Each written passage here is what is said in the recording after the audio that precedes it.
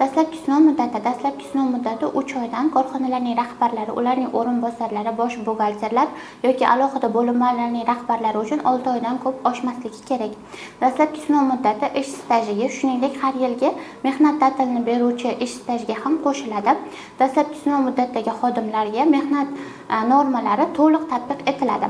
Dastlabki sinov natijasi agar qoniqarsiz bo'lgan taqdirda ish beruvchi dastlabki sinov natijasi qaysi asoslarga ko'ra qoniqarsiz bo'lganini asoslantirib berib, xodimning mehnat shartnomasini bekor qilishga haqli, yoxud dastlabki sinov muddati davomida kamida 3 kun oldin taraflar bir-birini yozma shaklda ogohlantirib ham mehnat shartnomasini bekor qilishga haqli. Ushbu 3 kunlik muddatni taraflar o'zlarining kelishuvlariga ko'ra qisqartirishlar yoki bekor qilishlari mumkin.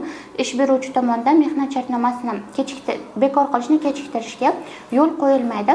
Shuningdek, ish beruvchining o'zi ham o'zining tashabbusiga ko'ra mehnat shartnomasini bekor qilishga haqli. Agar dastlabki sinov muddati tugagan bo'lsa yoki 3 kundan kam muddat qolgan bo'lsa, ish beruvchi va xodim bu muddatni qisqartirishga rozilik bildirmasa, mehnat shartnomasi shartlari davom ettiriladi va keyinchalik doimiy asoslarga ko'ra bekor qilinadi.